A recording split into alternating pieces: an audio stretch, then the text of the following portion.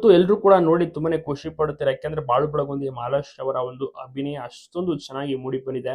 3 ಜಡ್ಜಸ್‌ಗಳಲ್ಲಿ 4 judges ಇರೋದು. So ಎಲ್ಲರೂ ಕೂಡ ತುಂಬಾನೇ ಖುಷಿ ಪಟ್ಟಿದ್ದಾರೆ. ಮಾಳವಿಕಾ ಅವರು, ಮತ್ತೆ ಭೂಮಿ ಅವರು, ಗೌತಮ್ ಅವರು, ಮತ್ತೆ ಪ್ರೇಮ್ ಅವರು ಖುಷಿ ಪಟ್ಟಿದ್ದಾರೆ. ಶ್ವೇತಾ ಚಂಗಪ್ಪ ಮತ್ತೆ ಕುರಿ ಪ್ರತಾಪ್ ಅವರು ನಿರೂಪಣೆಯನ್ನು ಮಾಡ್ತಿರೋದು, ಅವರು ಕೂಡ ಖುಷಿ ಪಟ್ಟರು. ಬಾಳು ಮತ್ತೆ ಮಾಲಾಶ್ರೀ ಅವರ ನಟನೆಯನ್ನ ನೋಡಿ ರವಿಚಂದ್ರನ್ ಮತ್ತೆ ಮಾಲಾಶ್ರೀ ಅವರ ಒಂದು ಪಾತ್ರ ರೀಕ್ರಿಯೇಟ್ ಅನ್ನ ಮಾಡಿದ್ದಾರೆ. ಬಾಳು ಮತ್ತೆ ಮಾಲಾಶ್ರೀ ಅವರು ಸಖತ್ತಾಗಿ ಮೂಡಿ ಬಂದಿದೆ.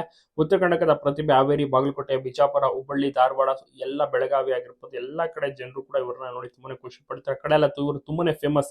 ರಸಮಂಜರಿ ಕಾರ್ಯಕ್ರಮದಲ್ಲಿ ಇವರು ಎತ್ತಿದ ಕೈ ಅನ್ಬೋದು. ಸೊ ಅಲ್ಲಿಂದ ಶುರುವಾದಂತಹ ಜರ್ನಿ ನೋಡಿ ಈಗ ಟಿವಿಗೆ ಬಂದು ನಿಂತಿದ್ದಾರೆ.